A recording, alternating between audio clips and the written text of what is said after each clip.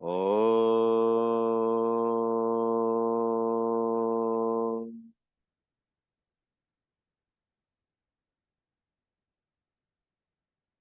Sadashivasamārambhāṃ Shankarācārya-madhyamāṃ Asmadācārya-paryantām Vande Guru-paraṁparāम्.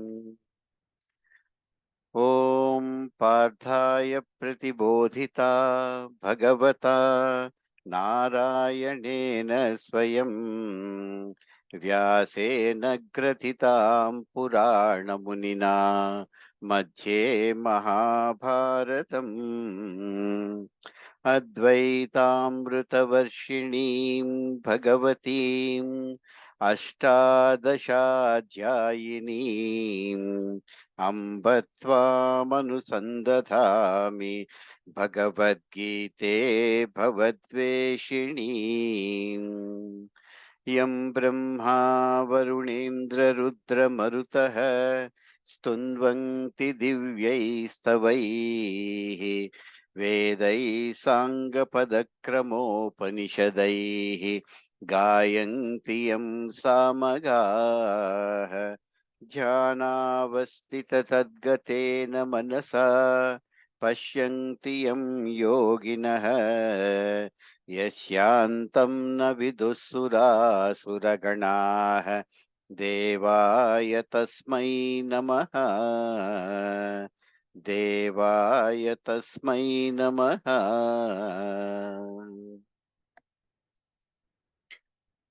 So we have seen in the last class certain important aspects that Krishna will describe the Atman as. So after Arjuna surrendered to the Bhagavan Krishna as the Guru and says that I am the Sishya and you give me the knowledge so that I can come out of this sorrow. So Krishna, as I mentioned in Bhagavad Gita, approaches the problem in three different ways. First way is philosophical way. So he says he will give the highest truth about the nature of the self. You are thinking your body, mind, intellect, and that is the reason why you are having this issue of sorrow. And if you shift the vision that you are a pot will give you always problem, insecurity, limitation, and the problem of birth and death. But if you shift your vision from being a pot to that being a clay, because clay was there before the pot was created, clay continues to be there when the pot is there, so-called pot is there. If you really analyze the fact, there was always the clay and there is always the clay. There is not never a pot to start with. It is only name and shape that came in between, which gives you reality, which gives you utility. But really speaking, it is clay that was there before the pot, so-called pot, apparently got created, continues to be there as long as a pot continues to exist, and clay continues to be there even if the pot is destroyed. So pot was never there before. Pot is not there when you think pot exists. Pot will not be there after pot gets destroyed. So your true vision, your true nature is that of clay. And if you shift the vision from being a pot to that of clay, automatically you will have no problem with the problems that associated with the individual pot. This is the standpoint of pot vision to clay vision. So if you shift that, there won't be any sorrow for you. Is the one of the aspects that Krishna gives in Bhagavad Gita. We can also say, the wave the wave vision or the ocean vision to the water vision. Once you say that you are water, then all the associated problems of your being a wave will disappear. A birth and death of wave will disappear from your vision. It continues to be there, pot continues to exist, pot continues to have problems, but really speaking, in your vision, you raise the vision to something different when it comes to the existing principle that is there. What is the Satyam? This is the highest philosophical approach, which requires a subtle mind for you to understand, subtle mind to more than understand, actually lives that truth. It becomes very difficult, no doubt about that. But this is where the Krishna takes up the vision of Arjuna to overcome his problem of sorrow, of killing his near and dear, especially his gurus and direct relatives. So this is the philosophical vision that we are seeing right now. He will go into dharma, he will go into logic or laukika drishti a bit later. And that is one of the problems that we will have with Bhagavad Gita, that Krishna will start talking of in a different terminology as well. So when he says that I am the creator of forecast, people will start jumping up and down. So the idea is that because you did not understand the highest truth, he is now trying to give a different route in terms of why Arjuna should still fight this war, even from the dharma, even from the logic or laukika drishti, worldly aspect as well. We will find that when we move forward. So essentially what Krishna told Arjuna is that he is the Chaitanya. He is the consciousness principle, because of which the body, mind and intellect exists, because of which the body appears to be sentient. So consciousness principle, it is different from this, I will say body, but you add mind and intellect, that complex in your understanding. So when we say it is a consciousness principle, what we understand is that the consciousness principle is different from the body. It is not same as the body. Yeah. And at the same time, it pervades the body completely. It is like a light principle. When the light is there, because of light is there, I am able to see the objects around me. Without an object in the room, or if the object is away from my eyes, if it is so close to eyes anyway, you can't see, I cannot perceive the light itself in between. I perceive the object in front of me, and the light principle pervades the object in front of my eyes. But the light itself, my eyes cannot really perceive, if you really see. Only unless an object comes in between, light is imperceivable to the senses. Especially because light is linked to the eyes, I cannot perceive the light per se, but I can understand, I can visualize the object in front. And light appears to be completely, completely pervading that object in front of me. I am able to perceive the object, but light is not limited by the object. And that is the reason why in a room in front of us, when so many other objects are there, I am able to perceive all the objects.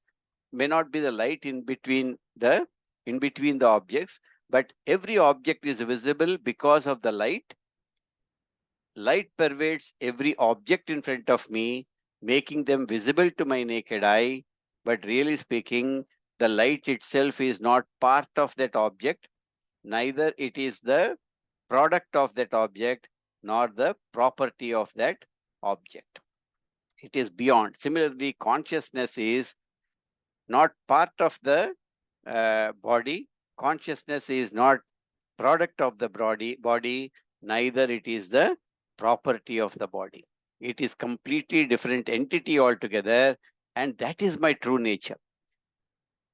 I get carried away because that pervasion of the consciousness is enabling the body to perceive, enable the body mind complex to be sentient.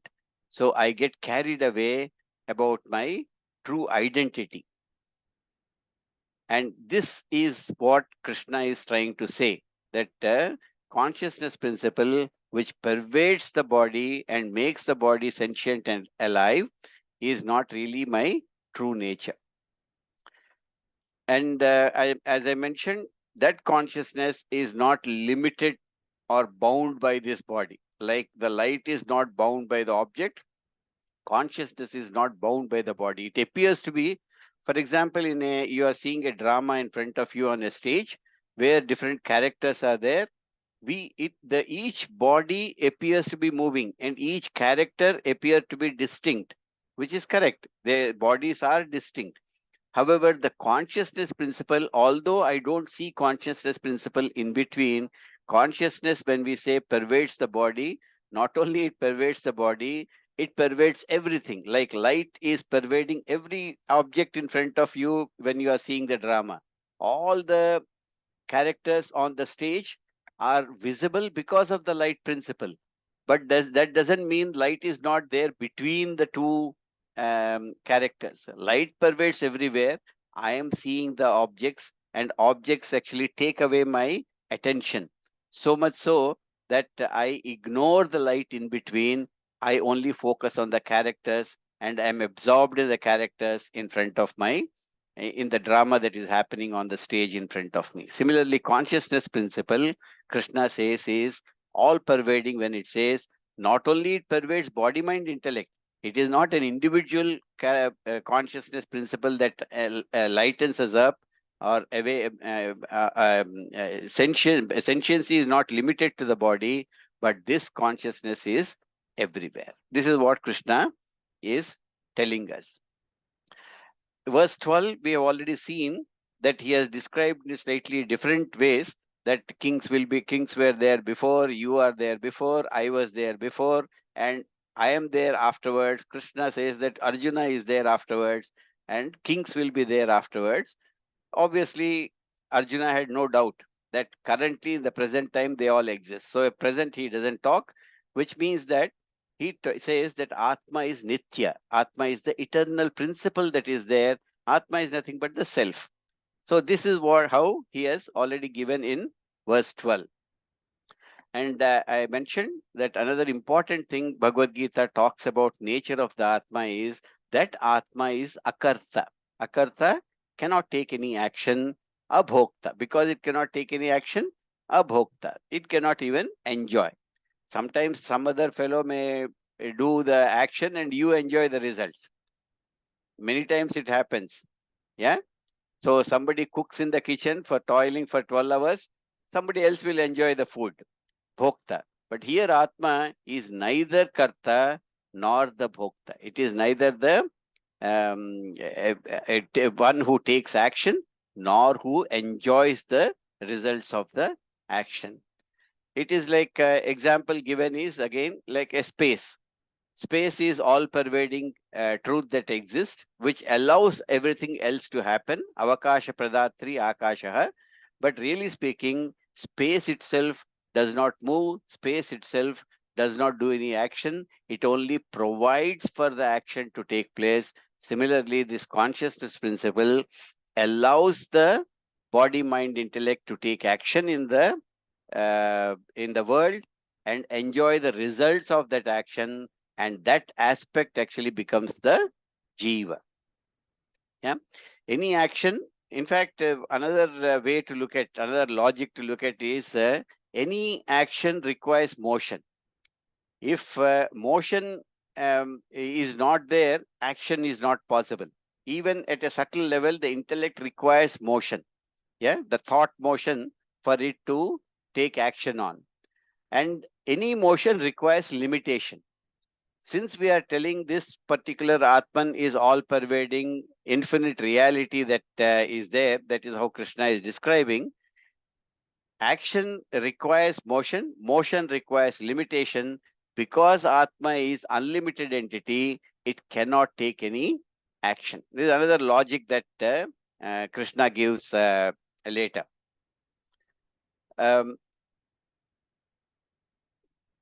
Why we get confused with this is all our karma theory is based on this action and result.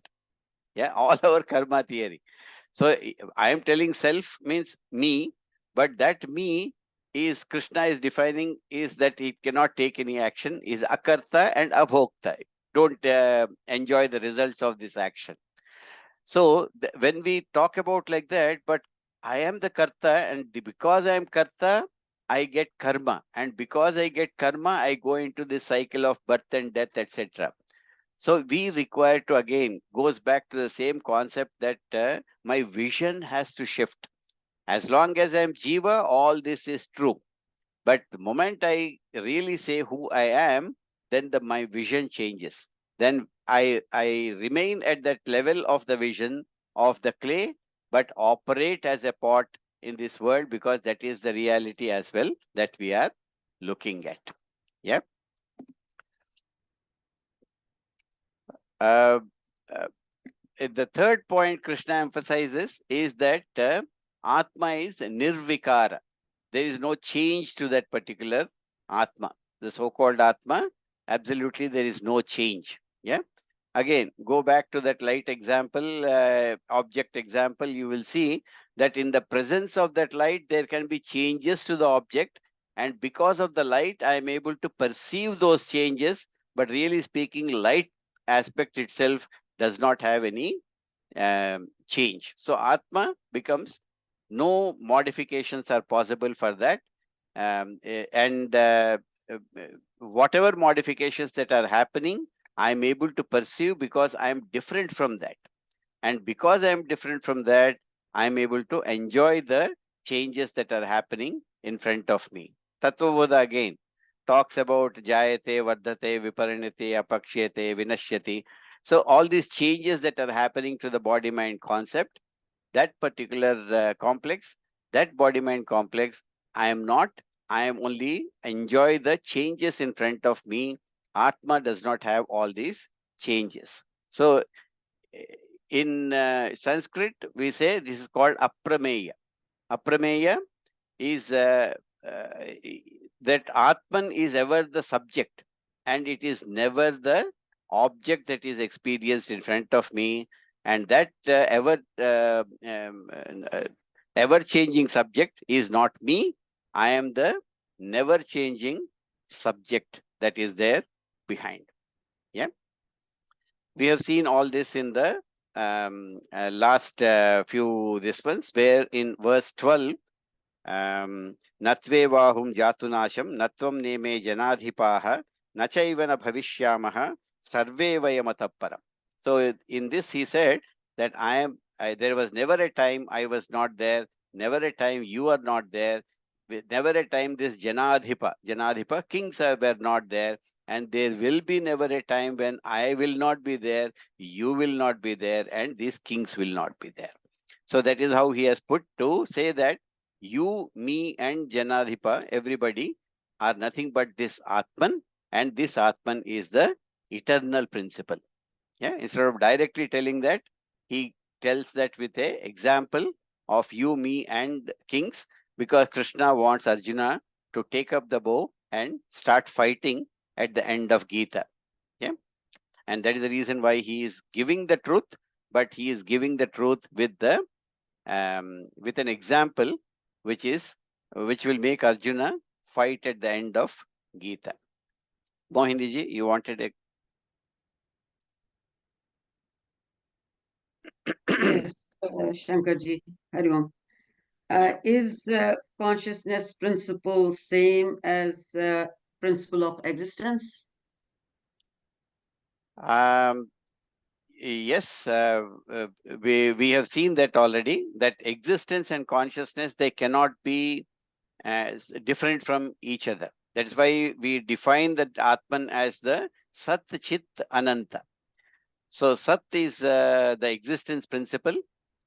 Chit is that consciousness awareness principle, and the Ananda is Ananta. That is the Yeah, infinite principle. They are but exactly one and the same. Yeah. okay, got it. But what about the the things, the objects that exist, like Hmm. stones, Yeah. mountains, Hmm. things like that? I can understand about the animals and trees, but the earth and other things, how can we say that they have consciousness? Um, the consciousness principle may not be very evident in stones and rivers and mountains and other apparently inert things. But there we see the existence principle definitely much more predominant. But we say that the existence, the consciousness principle in so-called inert stuff is very evident through the characters they display. If water behaves in this world in a very particular way, there are characteristics that are associated with the inert substance.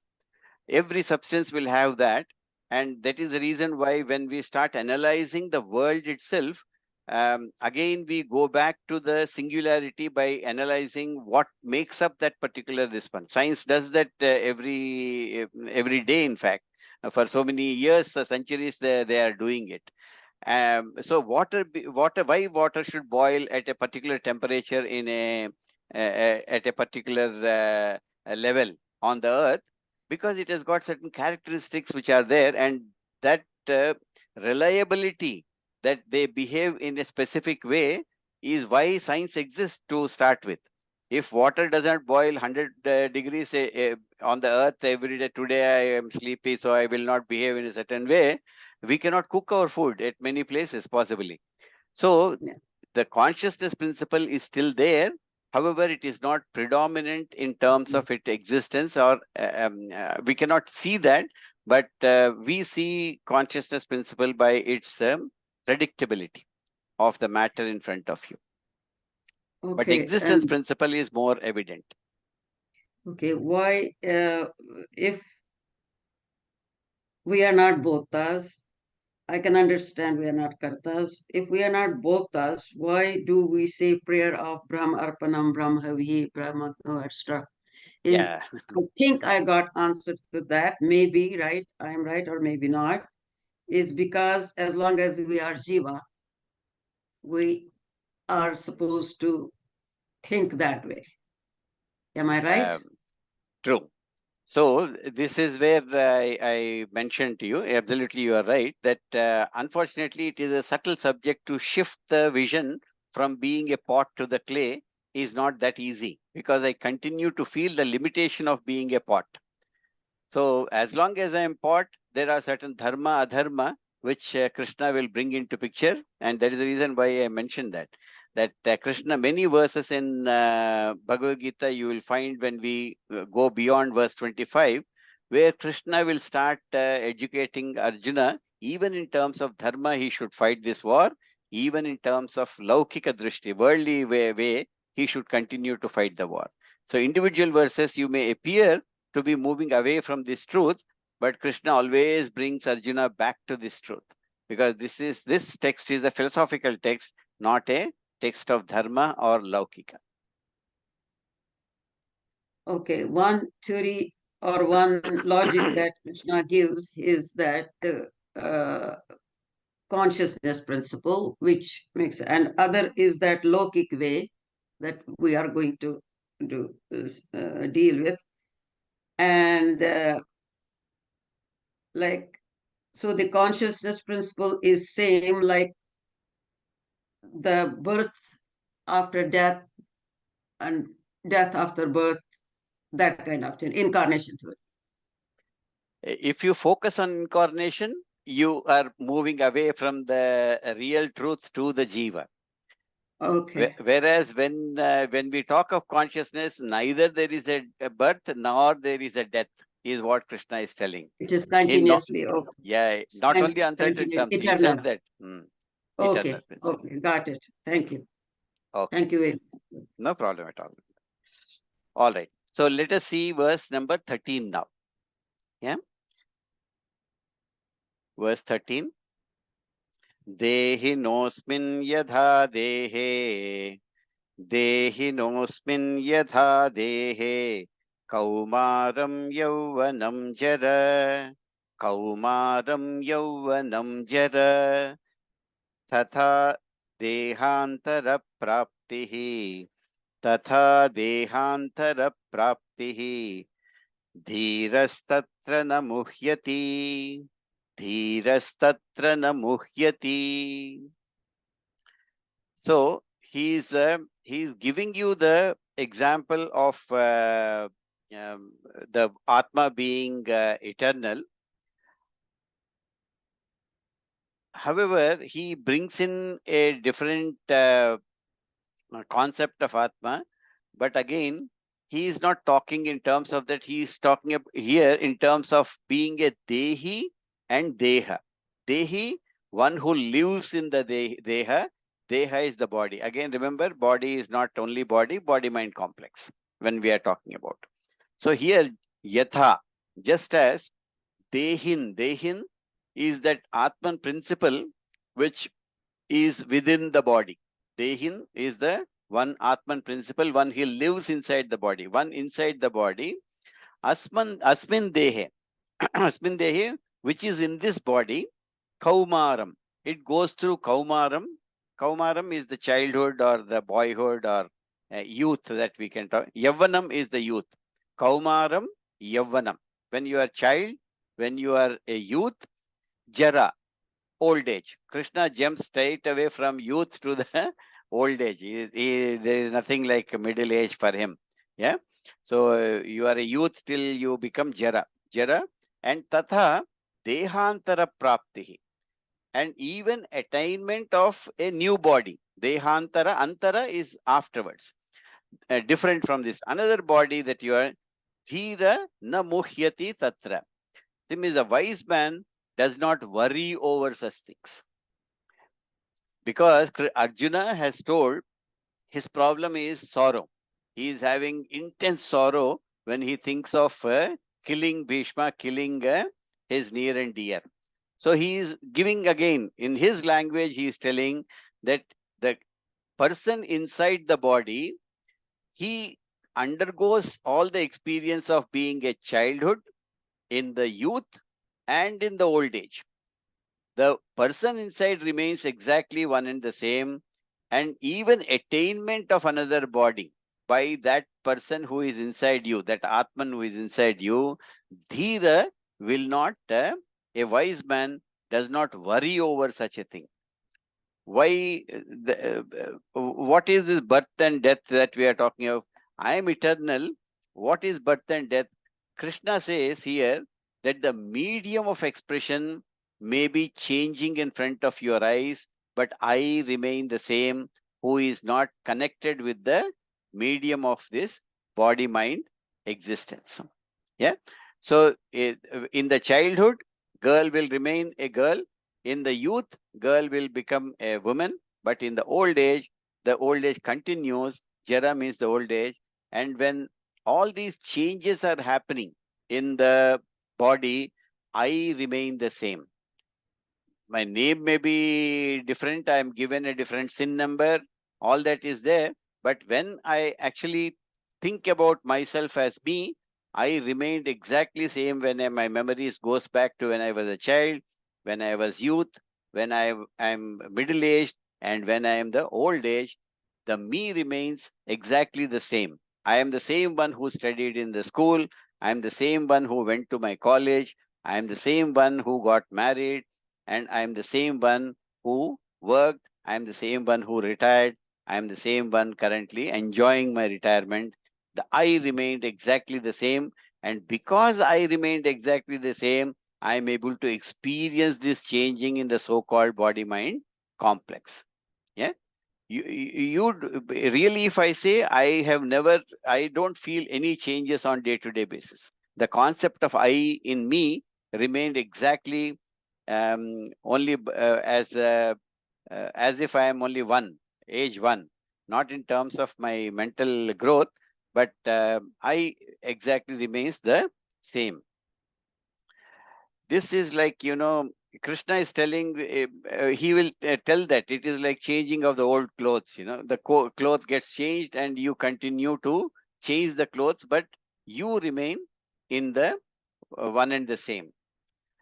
Another examples which we come across in this one is like space. Yeah.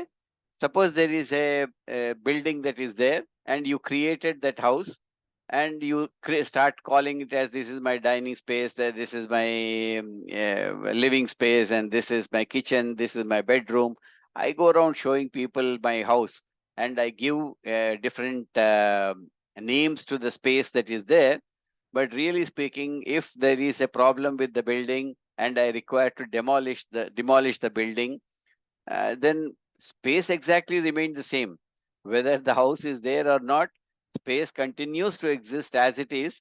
Temporarily, because of the walls that I am constructing, I give different names to these space, so-called space, but the space remained the same before the building, when the building was constructed, and after the building is taken out. So my true nature is that space, not the individual names that I get in between. And when we say what happens when the walls are taken down, language wise, we might say that this space now merges with the space outside. This is how we can only describe what happens to the bedroom space. Oh, it merges with the space outside. Similarly speaking, the consciousness individual may appear to be limited to this body mind complex. And what happens when the body drops? Oh, it merges with the paratma, paramatma.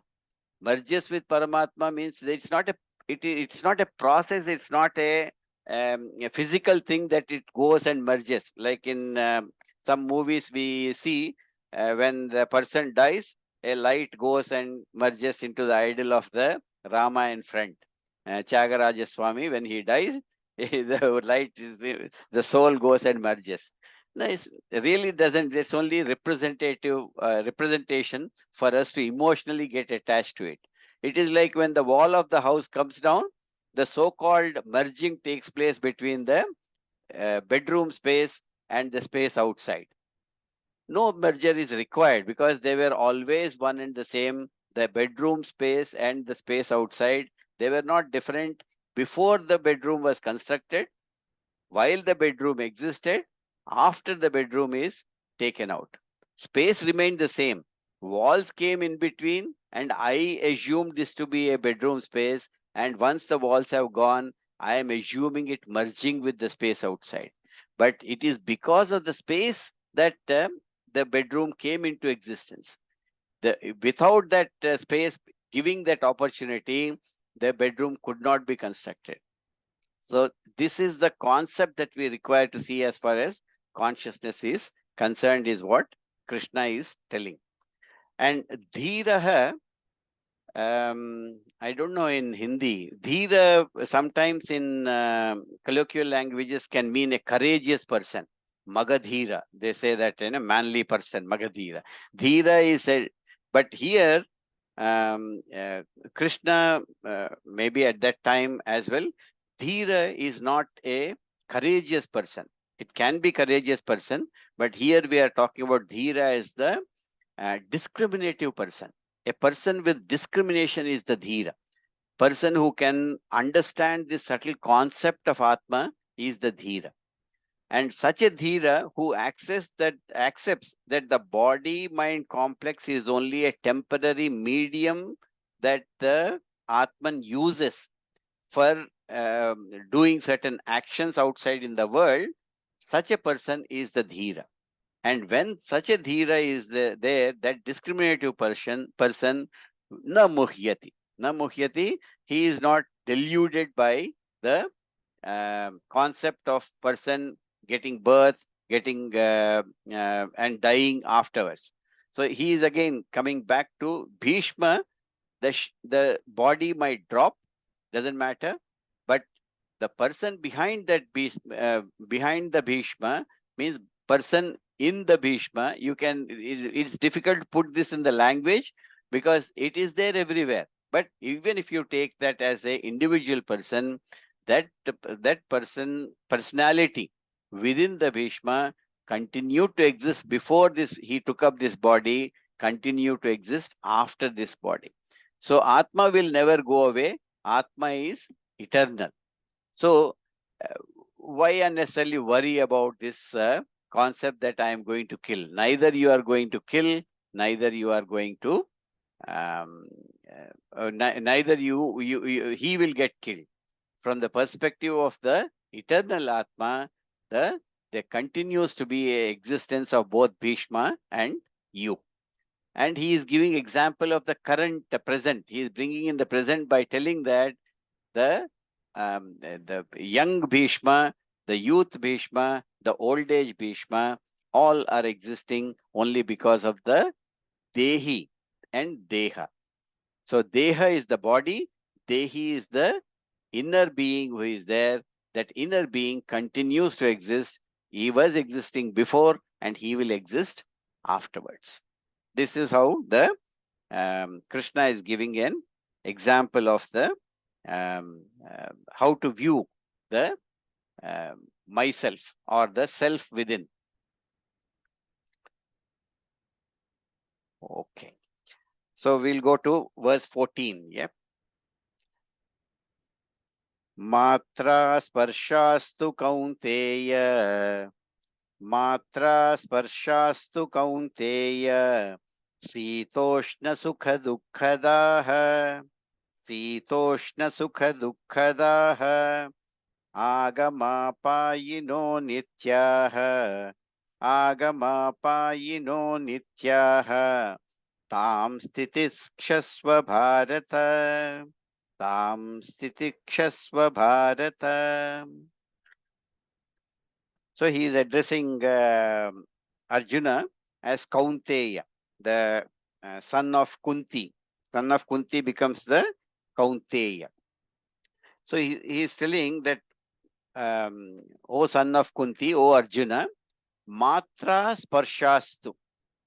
Matra, Matra means the sense organs and the objects. Yeah, sparshastu.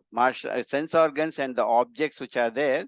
Sitoshna sukha dukkadaha. So they are subject to cold, heat, pleasure, and pain. Yeah, Shita is the cold, Ushna is the hotness, Sukha and Dukkha, we know, pleasure and pain. So they are all subject to this, the sense objects are subject to these variations or duality. They are like Agama Payino Nit. Agama Payina. Agama Payina, they are subject to arrival and departure. Agama is coming, Payina is the departure. Agamopayina is a very popular word. Agamopayina means they are subject to arrival and departure. Anityaha. And that is the reason why they are not eternal. They are impermanent. Nitya is, we have seen, is eternal. Anitya becomes the impermanent. O Bharata, O Arjuna, Titikshasva Bharata. Titikshasva, Tan, you endure them. Titiksha is a word that very important word. We will review this a bit more well when we are doing this. But endure them, he says. He doesn't say they are there, so ignore them. He's telling endure them. So we will see what it means. Yeah. Um, Again, we should. What he is telling Arjuna is that he should understand and accept the nature of Anatma also. So he is now, till now, in the verse 12 and 13, he described the Atma Swarupa and how one must understand the self, understand the Atman. Now he is telling what is the nature of Anatma. What is the nature of this body-mind complex also he is trying to tell Arjuna. And what is the meaning of this dhira? One, we say he has used the word dhira in the previous. What it means? The one person who understands the nature of Anatma is the one who becomes dhira. So not only you understand the nature of Atma, now he is telling you should understand the nature of this Anatma, the one which is beyond the Atman. What is the nature of that? He is telling that this particular aspect of Anatma, you can identify by its fickleness, impermanent nature which is there. Only when you come to understand the Anatman, it becomes easy for you to appreciate your Atman. That is how Krishna is going to expound this one. So see, the idea of impermanence and permanence is with the uh, with the, what is the true nature of that particular thing. A nature of the thing is one which cannot be changed. That becomes the nature. It is nature of a onion to give the tears to you when you cut it. That is the true nature. You cannot change the smell of the onion. You cannot change the nature of that particular onion, because that is what makes it that onion to start with. Similarly, we can extend it to many other things, but simply when we say nature, nature is something we cannot change. That becomes the very definition of that particular object. Heat is the nature of the fire. When we say that, whether it is in Calgary, whether it is in India, whether it is everywhere, the very fact that when we call something as the fire, it automatically includes the fact that fire is always hot. That's what makes it. So the heat becomes the nature of the fire. You cannot change that. One thing which cannot change is the, so if you find somewhere things are changing, then that means that is not the very nature of that thing, and that one which cannot be changed is the very nature. If it is changing, that's not its nature. This is how Krishna is going to tell that. So what can I do when I get across certain things that are changing in front of me? Sitoshna sukha dukkadaha.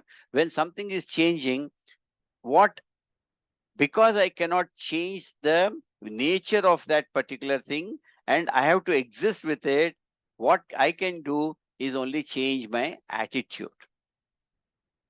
Sitoshna is part and parcel of this world. Sukha dukkha is part and parcel of this world. So when I come across these things, this world, what I can do is only change my mind. Otherwise, I will continue to be in the sorrow. If I come to Calgary in the month of November, I'm sure it is going to snow. No point in thinking, oh, it is snowing, it is snowing, it is snowing. I have to deal with it. If I get carried away by that particular change that is happening in front of me, I will only miserable. Remember, Krishna is giving this knowledge with the Arjuna's problem, of solving Arjuna's problem of deep sorrow. So all the words that he uses, all the examples he uses is to bring Arjuna back onto the battlefield. So our attitude should change, and I cannot do anything with respect to what is happening to the world. I am the, he has already given that in the previous verse, that right from childhood to the youth to the old age, I remained as the Dehin, the one who is inside the Deha, inside the body, as the, is the same person who is there without any change. I cannot do anything about it. So what I should do in order to avoid the sorrow that it is supposed to be giving me, this change, is to understand that I am the one who is experiencing these changes in the body mind complex. Similarly, now he is even in the world outside. If you see, that world will give you the world is continue to change in front of your eyes, and what you require to do is to change the attitude of yourself with this changing world, so that you don't go into depression. This is how he is going to tell you. So two things he has given, that Sita Ushna, the cold and the hot. This is, there are many such dualities that we come across. Sita Ushna refers to those dualities which affects your body. And when it comes to Sukha Dukkha, it is more subtle. Sitoshna will give, might give you same Sukha Dukkha. Sukha Dukkha at a subtle level. So all dualities one experiences at the bodily level are represented by the Sitoshna, the cold and the hot. And at a subtler level, at a mental level, at an intellect level, they give a different type of dualities. and represented by this Sukha and Dukkha. So Sukha Dukkha is a subtler aspects which are there. Any duality that affects you at a mental level is represented by the Sukha Dukkha. And this can be not only the Sukha Dukkha can be given even by the people. So you have certain people in front of you and they were very good to you sometime, and suddenly they change and they give you a dukkha after some time. So sukha and dukkha can come from people around you, the things around you, the beings around you, and the inert aspects around you. Till now, my computer was working. In the last couple of classes back, it conged off. I could not record this one. So these things can happen. It can give you this sukha and dukkha, but if you get carried away and says why this happened, why this happened, why this happened, you will only go into the aspect of this depression. You require to look at the most this one, that I am not really the one who is getting affected by these changes. I am beyond these changes. This is how the um, why it is important, because he says unless you have this type of a nature, if you don't raise above these changes that are happening in front of you, you cannot develop a mind that will give you enough aspects of being a gaining that identifying that Atman nature and gaining the moksha. The type of mind one requires to develop is the one which Krishna is trying to tell you, that matra um, uh, pramana comes from the similar root as matra when we talk about. Yeah, so matra means the instruments of experience. That is why the senses are called pramana for us. In the one which we are talking about, pramana gives you that ability to gain the experience of the outside world. So matra becomes the senses themselves. And this matra, sparsha, the literal meaning of sparsha is the touch. Matra sparshastu kaunteya means this sense objects, senses which are there, and touch means it is like a nose coming in touch with the smell, ear coming in touch with the sound. So matra sparshastu is extended to touch, although it may say touch, the objects come in touch with your eyes so that I can experience the world outside. All the five jnanendriyas that we talk about become matra sparshastu kaunteya. So these sense objects which are there, we come in touch with the sense objects outside. And when we come in touch with that, automatically they create some pleasantness and unpleasantness in your mind. A song all my children will enjoy. Same song, when I hear, it doesn't give me the same kind of pleasure in my mind, because my value system is different, my language ability is different.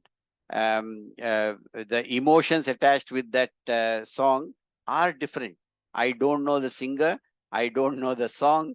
I may hear the sound, it doesn't produce any emotion in me. I just ignore and walk away, whereas my daughter is jumping and dancing right behind me. Sound remaining the same, my ability to react to that differs from person to person. And this happens more and more I invest in the emotion of that particular sense object, more and more I become attached to that particular sense object. um, eh, but at the same time, remember, not only it gives pleasure, it should not provide you with um, uh, uh, the resistance to that particular thing where I become um, pleasure to pain. Both ways it can happen. I hear a particular sound of a person whom I hate, the same sound will start creating problem for me in terms of the pain I attach to that particular sound. What Krishna is telling is this pain and pleasure, the cold and heat, the dualities that is associated when my matra sparshastu, I come across the sense objects which are there, you require to avoid the resistance that is there. He calls both of them resistance. Pain and pleasure, both are resistance.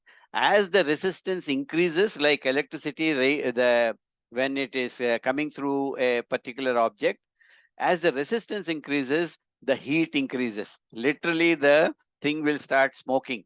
If it doesn't have the capacity to withstand that electricity, the heat will increase. After a certain time, my computer will become hot. The light bulb will become hot. So similarly, I should not become hot or cold when something flows through me, the sense objects flow through me. Sense objects flowing through, not physically, but when they come in touch with my mind and body, I react to certain ways unless I develop that resistance to that particular, not resistance, but ability to avoid resistance. So this pain and pleasure, the dualities, unless you develop the mind to certain level, matra sparshasta kaunteya, the problem of the um, depression as well as the ecstasy, both one must bring it down. Only such a mind is capable of enjoying the world in its true sense. This is how Krishna is trying to say. And this is the very nature of anatma. What he is trying to say is the nature of anatma is it changes. So the same thing that gives you pleasure, the same person who gives you pleasure, after some time, you will find that the same person starts giving you pain. Same thing starts giving you pain, or don't give as much pleasure as it gave before. But that is the nature of the anatma. Unless one develops this ability to see through the nature of the anatma, one will continue to have problems with respect to the anatma and how you deal with it. So I keep on changing. The same person is not giving me good enough pleasure, so I keep changing the person. If the same object is not giving me enough pleasure or objectivity, I keep changing the object, thinking that a change will give me pleasure. Temporarily it may give, but you will end up with the same. And we call that maturity.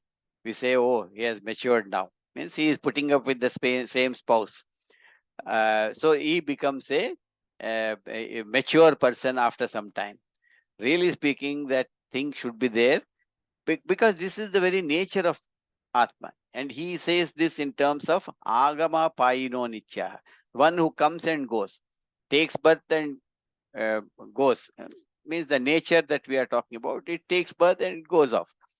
So this the type of nature of the mind one requires to develop is anything that comes in, oh, welcome, please come in, pain and pleasure. And knowing fully well, it doesn't remain. It will also go away. Keep that in mind when the pain comes. Similarly, when the pleasure comes, don't say don't enjoy. Okay, you welcome. Not indifference, but whatever action I need to take to manage that, I take it from the bodily mind perspective so that it doesn't impact. But I, the Dehi, remain above these dualities that the changing nature, changing world brings into me. Such a person is the one who is dhiraha that he has mentioned in the previous this one. And very important word that Krishna uses here is the titiksha. Titiksha in Viveka Chudamani, Shankaracharya says, Titiksha he defines as Sahanam Sarva Dukkhanam Apratikara Purvakam. Chinta vilapa rahitam yat titiksha, something like that he says. So he says sahanam. Sahanam, ability to resist that, this one, sahanam, sarva dukkhanam. Whatever the world brings into your mind, into your life as such, apratikara purvakam. Don't have this thing to resist it. Apratikaram is, pratikaram sometimes can be, I am taking revenge against that particular thing. So every dukkha that comes in, sukha also that comes in, apratikara purvakam. He is telling that you develop this sense of, the mind should develop a Teflon coating. Dayanand Saraswati used to say, at that time when he was there, this Teflon on the pans used to come where the oil doesn't stick. So similarly, when this matra sparshastu kaunteya, he always used to say, the mind that is required to manage the world is like a Teflon coating to your mind. Put a Teflon coating to your mind, that oily thing within this doesn't stick to your mind. It comes, it goes. So that ability to have the mind with a Teflon coating for the changing world that it brings in, because that world, sense objects, matra, sparsha, have this nature of stickiness.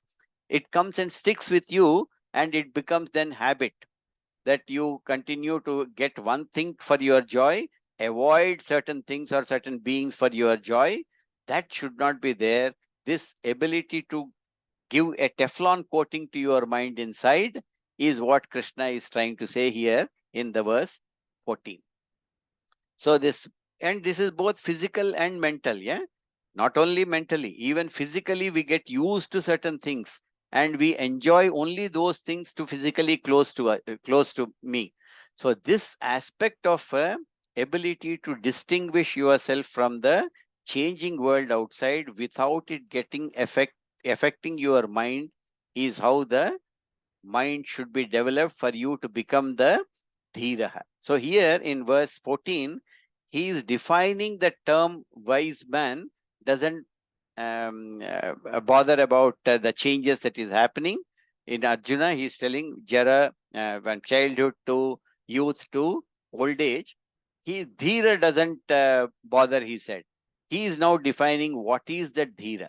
Dhira is the one with the Teflon coating in your mind, where the changing world doesn't stick to you in any way. You are away from the changing world.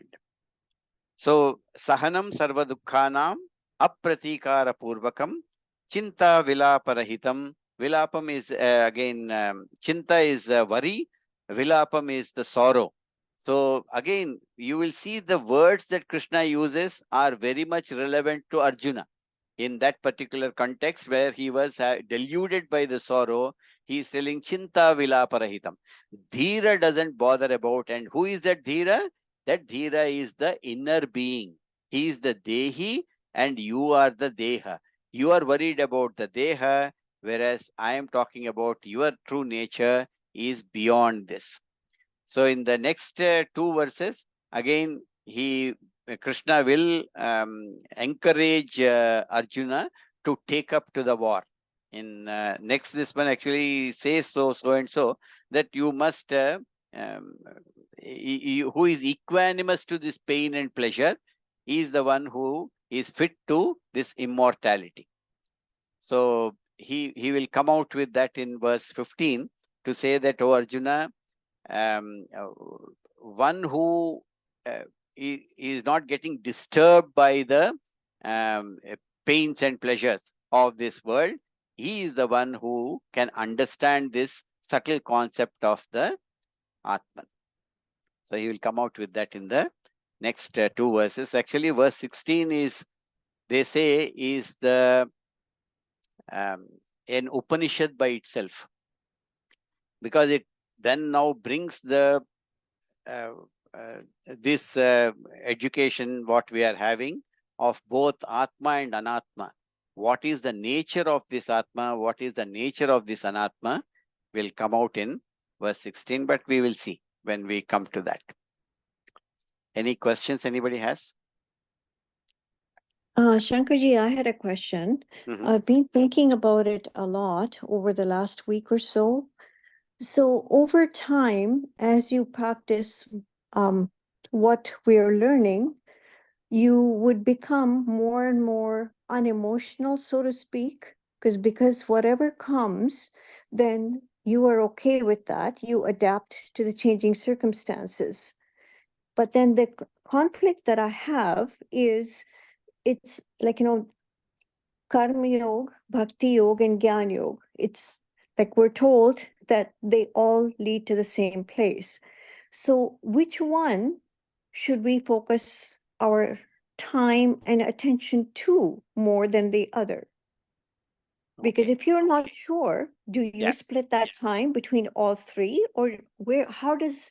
And then everyone that I see, as you sort of progress, you seem to spend more time in seva and you want to do more.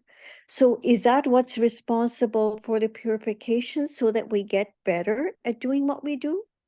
I think you answered it, Kalpana ji. So what Krishna is trying to say here is that bhakti, seva, etc., etc. These are the paths which will give you this Teflon coating. Mhm, So they doesn't directly give you moksha. Moksha can be given only with the knowledge. Because again and again, even Shankaracharya comes and tells that it is ignorance which is preventing you, ignorance of your true nature that is preventing you from recognizing your true nature. And the only solution to ignorance will be knowledge, knowledge about the true nature. What is your true nature? That is why he is talking about the vision. Your vision of being the clay will prevent you from the turmoil of being a pot. Because mhm, I'm thinking I am pot, I am going through this turmoil in this life. I am having insecurity because if I fall, I will break. I know. And I have a problem in terms of somebody putting cold water in me, hot water inside me, and the changes that the pot over a period is having, because pot the ability to resist changes, it decreases over a period of time. That means the pot goes through the same cycle because it is anatma. It goes through the same cycle of being a youth, being a child, being a youth, being a mm, going towards old age. It becomes brittle as the lifetime goes on. So I am going through with the idea that I am the pot. Unless I change the vision to that I am the clay, it doesn't matter whether pot remains or not. That vision is very important from terms of recognizing my true nature. That is what Krishna is trying to say. Agree, it is difficult, and that is the reason. I think that is what you are trying to say. That how will I change my vision of being a pot to the vision of becoming I am the clay aspect which is there. And that is where all these other things of bhakti yoga and others are coming. So, Sitoshna Shukadukeshu, this particular verse that we are talking about, is to develop that type of a nature, that type of thinking, that the nature of anatma remains the same. It is a nature of change, whereas I am the changeless person. That is the reason why in the last class I gave you those 5 or 6 mhm, aspects which mhm, are there. Keep on mulling on them in terms of what is my true nature, what is the nature of anatma. Krishna again and again tells you that I am that eternal principle, I am the all pervading principle, I am the changeless principle. Unless we bring these things into my true nature, I keep going into the anatma, thinking I am the pot. Unless I take it above and say that I am this will not change. Another thing you mentioned is more and more I become detached. You didn't use the word detached, but you use the word I don't unemotional. care about the unemotional. Mm, No, a true master will never become unemotional. Only his vision changes, but the emotions remain. How they express will differ. So I will continue to operate in this world much better way once I understand that I am that changeless principle which is behind this. So the emotions don't go away. The way emotions expressed will change. more compassion will come into the life of a realized master. Because I understand, like for a child who is there in front of you, you are a mature person, the child is not mature enough to understand the world. Will you become unemotional with respect to the child? No. Yeah.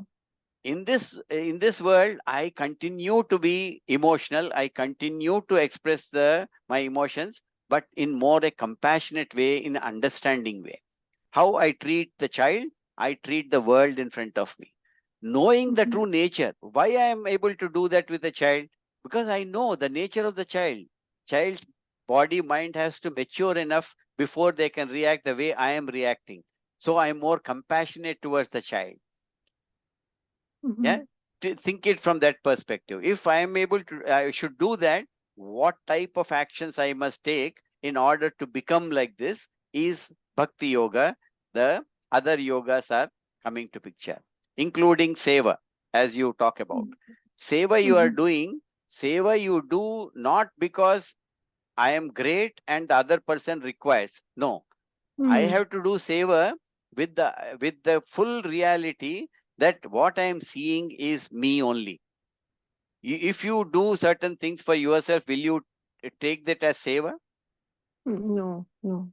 So if as long as I am thinking that I am greater than the other person and I am doing seva to bring him out of something, then you have a problem. But if my hand is paining and I take measures to alleviate the pain of my hand, I don't call it seva because it is happening Mhm. to me. Similarly, when you are doing recognizing the oneness of the consciousness principle everywhere, and you alleviate certain pain associated with that aspect of myself, you don't call it seva anymore. Mhm. So if you are able to bring that vision, that's why we keep on telling that this is only a change in the vision to the Mhm. reality which always existed before, now, and in future. This vision change will bring you certain aspects to your mental attitude that you bring in. This is the Teflon coating what Dayananda always keeps on telling. Mhm. Think it from that perspective. Okay. Thank you. All right. So I have one announcement actually. Next 3 weeks we will not have this class. I am traveling on 24th. I am going for a temple visits in Kerala. So I will be enjoying that in the next week. 31st, actually, I am free to take the class, but it is Diwali day. So I think we will be busy, all of us, Mhm. including myself here. And we have 7th again, I am traveling back to Calgary. So the 3 weeks, we will have a break to this class and we will resume once I come back. That will be on 14th of November. All right. Thank you, Shankarji. All right. Thank you very much. And I will put a note of a reminder these 3 weeks as well. And enjoy the break. And what I suggest Thank is you. if you can go through, because these 3 classes, what we had in the last 3, are very important from understanding Gita in the next few days that we go through this. Yeah. We will be referring to these classes again and again when appropriate word comes. So we will be reviewing this. So try and review these 3 classes recordings. Um, I hope they are there in the Raviji confirmed. At least last 2 classes he has upgraded. This also I will request him to put it into the our website. Okay. So that goes for Sunday class as well, Next Sunday we will have a class, and and that's the it. other Sundays we will see. I will let you know. Okay. Sunday is on 19th. We will have the class. Not a problem. 26th, sorry, 27th, I am traveling. But closer to date, I will let you know. Third class we will have. Not a problem. Yeah.